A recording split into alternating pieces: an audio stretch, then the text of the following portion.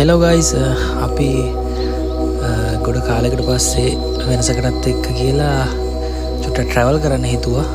අපි යන්න තීරණය කරේ දිය ඇල්ලක් බලන්න. ඉතින් අපි හොයනකොට අපිට හම්බුණා බදුල්ල වැලිමඩ ඌව පරණගම පැත්තේ තියෙන ලස්සන දිය ඇල්ලක් වෙන බෝමුරු ඇල්ල. ඉතින් බෝමුරු ඇල්ල බලන්න තමයි අපි මේ යන්නේ. පාරේ තාම ඩැමේජ් තියෙනවා තැනින් තැන. පහුගිය දවස්වල වැස්සට නාය ගිය තැන් එහෙම තාම හදන ගමන් තමයි තියෙන්නේ.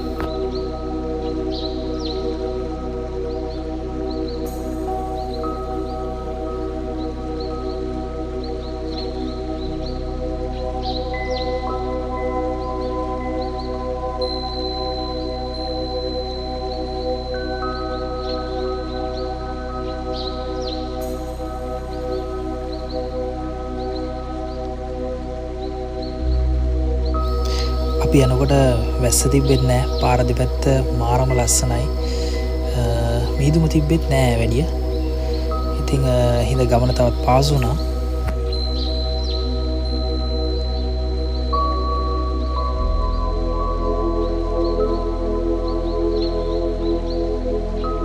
ඌව පරණගම ටවුන් එක පහු කරලා අපි හොයාගත්ත පොඩි ෂෝට් කට් එකක්.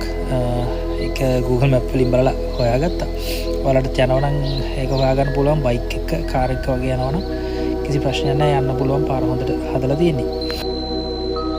හැබැයි නුවරඑළිය පැත්තෙන් එන අයට නෙවෙයි, බදුල්ල පැත්තෙන් යනවනම් තමයි ඒ පාර හරියන්නේ. මේ තියෙන පාර ලස්සන වතු යායක් මැදින් වගේ තමයි අන්තිම හරියනම් තියෙන්නේ. ඉතින් අපි ඇල්ල ගාවට ආපු ගමන් මෙන්න වගේ කඩයක් හමු වුණා. එතන අක්කා කතා කරලා අපේ වාහනේ පාක් කරන්න කියලා කිව්වා.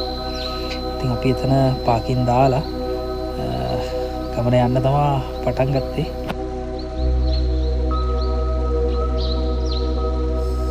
මුල් ටික යනකොට මේ වගේ ලස්සන ගෙවල් මැදින් තමයි යන්න තියෙන කොන්ක්‍රීට් පාර. හරිම ලස්සනයි. කියන්න තේරෙන්නේ නැහැ. මාර නිදහස් ගතියක් දැනෙනවා.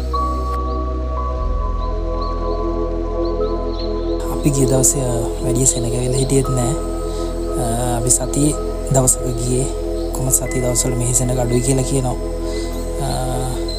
සතියේ දවස්වල විතරක් නෙමෙයි ප්‍රශ්නේ. අර පහුගිය දවස්වල ගම් වතුර ඒ ප්‍රශ්න නිසා එන සෙනග ප්‍රමාණය ගොඩක් අඩු වෙලා තියෙනවා.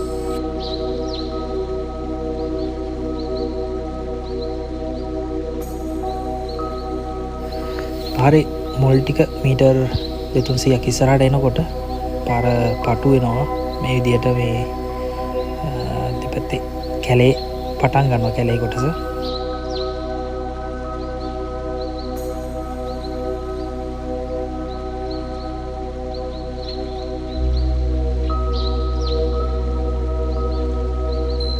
මේ බෝඹුරු ඇල්ලට පේරවැල්ල ඇල්ල කියලත් කියනවලු.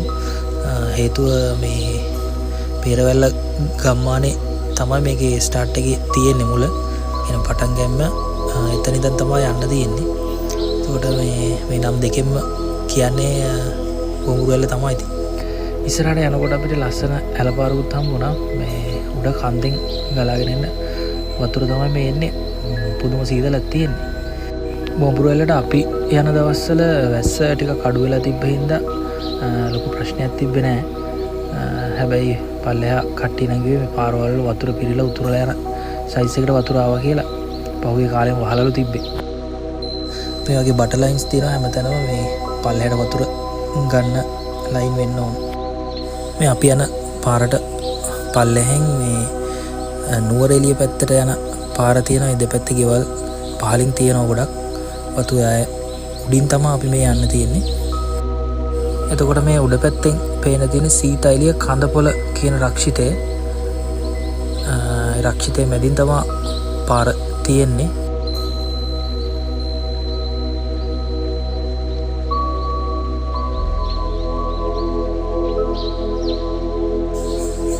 අපිට මගදී යනකොට යාළුවෙකුත් හම්බුණා.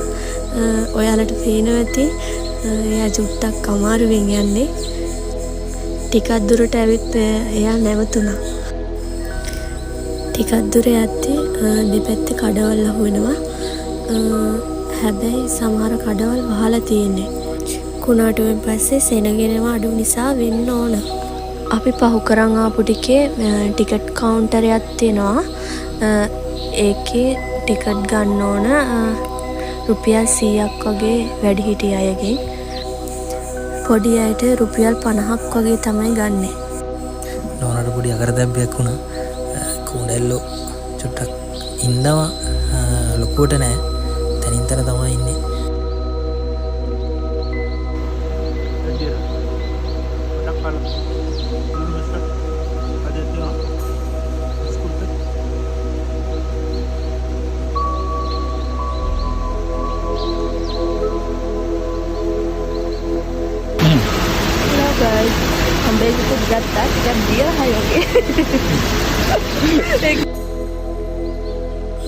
දෙයල්ලට යද්දී මේ වගේ ලොකු ඩැමේජ් තැනක් අහු වෙනවා. එක පාරකට එක්කෙනෙකුට විතරයි යන්න පුළුවන්. එතන නම් චුට්ටක් මම බයෙන් ගියේ ඇත්තටම. එතන අවදානම් තැනක්. පහුගිය කුණාටුවත් එක්ක මේ හරිය ලොකු වතුර පාරක් ඇවිල්ලා බට ලයින් මෙතන තිබ්බ පාලම සේරම කඩාගෙන ගිහිල්ලා ලොකු ඩැමේජ් එකක් වෙලා තියෙන්නේ. මෙතන වැලි කොට්ට දාලා මේ తాවකාලිකව පිළියම් ටිකක් දාලා තියෙනවා. මේ හරිය මේ යන්න පුළුවන් විදිහට හදලා තව ටික කාලයක් යයි මං හිතන්නේ මේ ටික නම් හැදිලා එනකොට මෙතන ටිකක් අවදානම් යන්න මේ යන්න තියෙන ඉඩ අඩුයි. දෙන්නෙක් වගේ ආවොත් එහෙම එතන මාරු වෙන්න අමාරුයි හැරි.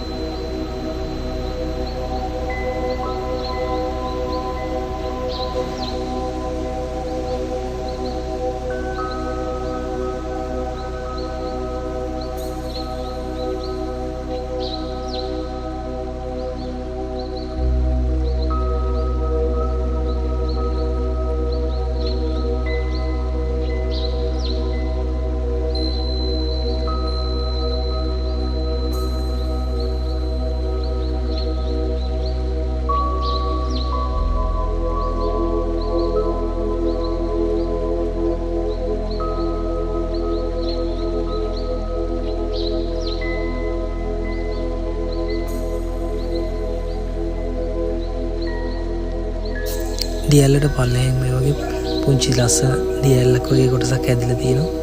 එතන ලස්සනයි. ෆොටෝස් ගන්න ඕන ලස්සන ලොකේෂන් ගොඩක් තියෙනවා මේ පහු කරගෙන ටිකේ. ඔන්න ඉතින් කිලෝමීටරයක් විතර දුර ගෙවාගෙන අපි ආව ඇල්ල ළඟට. මේ තමයි ලස්සන සුන්දර බූඹුරු ඇල්ල.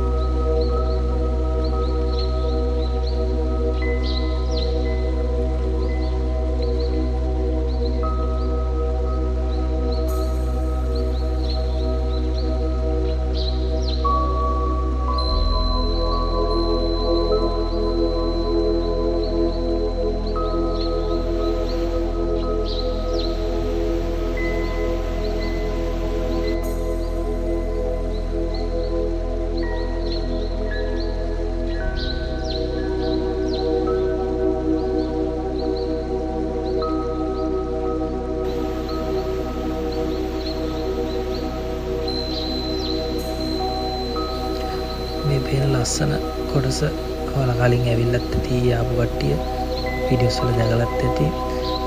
දැන් ටිකක් යන්න බැරි තත්ත්වයක් ඇවිල්ලා තින්නේ. එකක් තමයි පාර ඩැමේජ්, අනිත් එක මේ කුණ්ඩැල්ලෝ සෑහෙන්න ඉන්නවා ඒ කොටසේ. දැන් කවුරුත් යන්නේ නැහැ මේ පැත්තට. ඉතින් අපි ඔය විදිහට ඇල්ල බලලා එන්න පිටත් වුණා.